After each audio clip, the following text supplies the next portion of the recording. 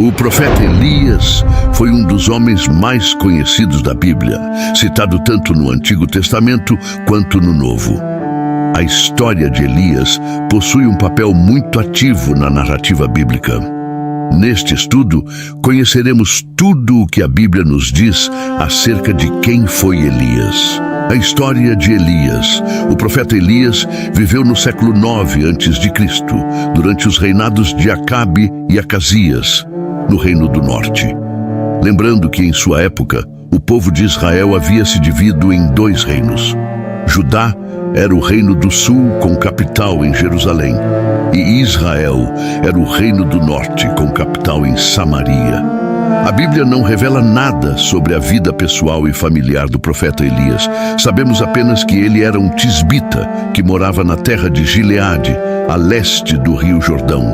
O nome Elias significa Jeová é Deus. O ministério do profeta Elias. O ministério do profeta Elias está registrado nos livros de 1º e 2º Reis. Seu ministério começa sem muita introdução e termina com a descrição de sua ascensão ao céu. Elias profetizou numa época muito difícil da história do povo de Israel, do ponto de vista religioso. No tempo de Elias, o Reino do Norte havia alcançado sua melhor posição econômica desde que havia ocorrido a separação do reino após a morte de Salomão. O rei Onri procurou estabelecer boas relações com as nações vizinhas. Ele casou seu filho, Acabe, com Jezabel, filha de Etbaal, rei dos Sidônicos. Esse casal introduziu em Israel a adoração ao deus Baal de Tiro e Sidom. Acabe se encarregou até de construir um templo para Baal em Samaria, 1 Reis 16:32. Nesse contexto turbulento de idolatria e paganismo, Elias foi chamado para servir como porta-voz de Deus. Ele recebeu a responsabilidade de lembrar aos israelitas que eles eram o povo do Senhor. O ministério de Elias pode ser organizado em 6 importantes episódios: o aviso acerca da seca eminente e seu isolamento, a luta no Monte Carmelo, onde enfrentou os profetas de Baal, a fuga para Horebe, o episódio envolvendo Nabote, a profecia acerca de Acasias, sua translação ao céu.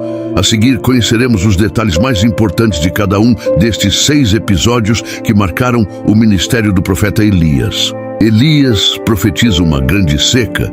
Em 1 Reis 17, temos o registro, sem qualquer introdução, das atividades do ministério do profeta Elias. Na ocasião, o profeta Elias anunciou que haveria uma grande seca. Devemos lembrar que Baal era o deus da vida e da fertilidade. Logo, tal seca representava um ataque direto à suposta capacidade desse ídolo de controlar as condições do tempo. Após essa profecia, Elias recebeu recomendações divinas para que se retirasse para o Oriente, escondendo-se junto ao ribeiro de Querit. Nesse lugar, Elias foi sustentado milagrosamente. A água vinha do próprio ribeiro e o pão e carne eram trazidos por corvos. 1 Reis 17:2-6. A viúva de Sarepta, após o ribeiro secar por conta da severa seca, Elias foi instruído a ir até Sarepta, que é de Sidom. Lá ele seria sustentado por uma viúva. 1 Reis 17:9. Num primeiro instante, imagina-se que a viúva que sustentaria o profeta seria uma mulher de pose. Entretanto, a sequência do texto bíblico nos revela a situação precária em que aquela mulher vivia. 1 Reis 17:10-12. De forma milagrosa e providencial, Deus multiplicou a reserva de farinha e azeite da viúva até que a chuva voltasse a cair sobre a terra. 1 Reis 17:14. Ainda no mesmo capítulo, temos o registro da enfermidade que acometeu o filho da viúva e o acabou matando. A expressão "que tenho eu contigo, homem de Deus", demonstra que aquela mulher associou a visita do profeta Elias com a enfermidade do seu filho. Ele pensava que a presença do profeta, como um homem de Deus, havia atraído a atenção divina para o seu pecado. 1 Reis 17:18. Aquele acontecimento serviria como uma grande prova da identidade de Elias como profeta do Senhor. Elias orou a Deus e o filho da viúva foi restaurado à vida novamente. 1 Reis 17, 19 e 22. Elias e os profetas de Baal no Monte Carmelo.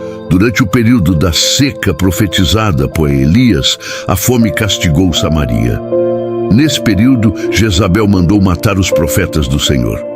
Porém, havia um homem chamado Obadias, oficial de Acabe, que conseguia esconder alguns profetas. Obadias também foi o responsável em intermediar um encontro entre Elias e Acabe. Acabe culpava Elias da miséria em Israel, mas o profeta deixou claro que ele e sua família é que eram os verdadeiros culpados. Eles tinham pecado contra o Senhor, especialmente por causa da idolatria. 1 Reis 18, 17, 18. Então, o profeta Elias convocou todo Israel a comparecer no Monte Carmelo. Naquele lugar confrontaria os profetas de Baal, sustentados por Jezabel. Saibam quem eram os profetas de Baal. Os 450 profetas de Baal e os 400 profetas de Aserá foram até o monte. Ali, 2 sacrifícios seriam apresentados, um pelos pagãos e outro pelo profeta do Senhor. Ninguém poderia queimar os sacrifícios, pois o fogo deveria surgir de forma sobrenatural. O verdadeiro Deus seria aquele que queimasse o sacrifício. Os profetas de Baal fizeram tudo o que puderam, mas nada aconteceu. Elias então consertou o altar do Senhor que estava quebrado e pediu que derramassem água sobre o holocausto. O profeta Elias clamou ao Senhor e Deus respondeu com fogo que consumiu o holocausto.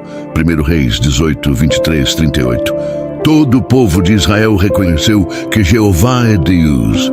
Naquele dia os profetas de Baal foram mortos e uma grande chuva caiu sobre Israel. Havia chegado ao fim o período de cessa conforme Elias havia anunciado. 1 Reis 10:47.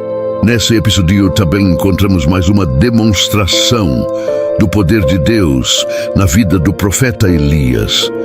Ele foi capaz de correr à frente da carruagem de Acabe por todo o caminho até Jezreel.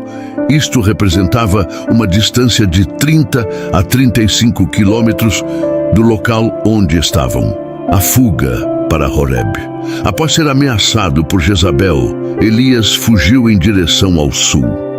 Esse foi um momento de profundo desamino na vida do profeta. Inclusive, ele chegou a desejar a morte. 1 Reis 19, 1, 4. Entretanto, ele foi divinamente alimentado com pão e água e instruído a seguir em direção a Horeb, o monte de Deus.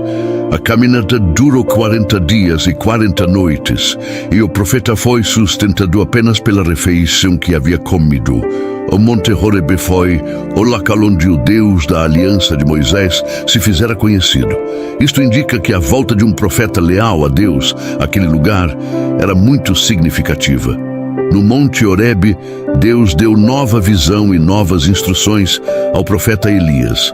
Ali ele recebeu 3 incumbências: ungir Hazael como rei da Síria, ungir Jeú como rei de Israel, ungir Eliseu como seu sucessor. Vale mencionar que a comissão acerca de Hazael e Jeú foi complementada por Eliseu, já que a ascensão de ambos aos tronos da Síria e de Israel, respectivamente, é registrada no ministério de Eliseu. O profeta Elias e a vinha de Nabote. Em 1 Reis 21, encontramos mais um grande confronto entre o profeta Elias e a família real. Jezabel havia planejado a execução de Nabote, que não queria abrir mão de sua vinha em favor de Acabe. Além disso, eles haviam ignorado o direito à herança da terra que era garantido na nação de Israel. O profeta Elias anunciou o juízo divino sobre Acabe e Jezabel, dando detalhes sobre suas mortes e avisando que sua casa seria destruída. Como Acabe se arrependeu, o Senhor adiou por uma geração a destruição da sua dinastia. 1 Reis 21, 29. Mas Acabe e Jezabel tiveram mortes desonrosas, conforme a profecia. 1 Reis 22, 37, 38, 2 Reis 9, 10, 34, 37. A profecia contra Acasias. Acasias subiu ao trono de Israel, sucedendo a Acabe, seu pai. 1 Reis 22, 52. Em uma determinada ocasião, Acasias sofreu um acidente que o deixou aleijado. Prontamente, ele tentou buscar auxílio no deus pagão, ironicamente chamado de Baal-Zebub, que significa Senhor das Moscas. Esse era um trocadilho que ridicularizava o nome Baal-Zebul, que significa Senhor, o Príncipe. Acasias desejava saber se poderia se recuperar de seu problema. Mas Elias interceptou os mensageiros de Acasias e ordenou que voltassem ao rei, avisando-o que ele havia ignorado o Deus de Israel e que certamente morreria. Revoltado, Acasias deu ordens para que o profeta Elias fosse preso. Ele enviou um capitão com 50 soldados ao encontro de Elias, que estava no cume do monte. No entanto, todos eles acabaram consumidos pelo fogo que desceu do céu. Acasias enviou outro capitão com 50 soldados, e também foram consumidos com fogo. Insistente, Acasias enviou mais um capitão com seus soldados. Este último capitão subiu ao encontro de Elias e suplicou por sua vida e pela vida de seus soldados. O profeta Elias então o acompanhou e foi à presença do rei para transmitir pessoalmente a sua mensagem. Assim como Elias havia predito, Acasias não se recuperou e morreu. 2 Reis 1. Elias é levado ao céu. O final do ministério de Elias está registrado em 2 Reis 2. Eliseu e alguns outros profetas perceberam que o ministério do profeta Elias estava chegando ao fim e que ele os deixaria. Por algumas vezes, Elias tentou se distanciar, mas Eliseu insistiu em acompanhá-lo. É importante lembrar que Eliseu já havia sido vocacionado para suceder o profeta Elias. 1 Reis 19, 16, 19, 21. Elias e Eliseu foram a vários lugares juntos. Depois de um milagre realizado no Jordão, o qual teve suas águas divididas, Eliseu pediu uma porção dobrada do espírito do seu mestre. Essa era uma referência ao direito de primogenitura praticado nas famílias israelitas. Em Israel, o filho primogênito recebia a porção dobrada da herança da família.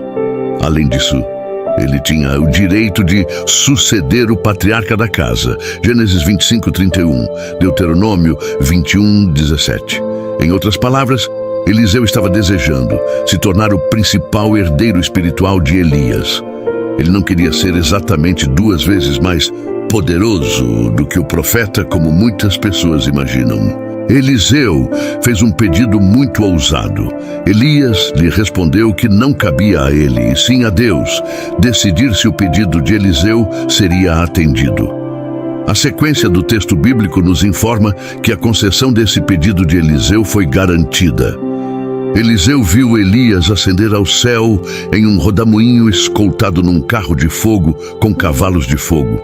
2 Reis 2, 11. Obrigado por assistir esse vídeo. Se você gostou, inscreve-se no canal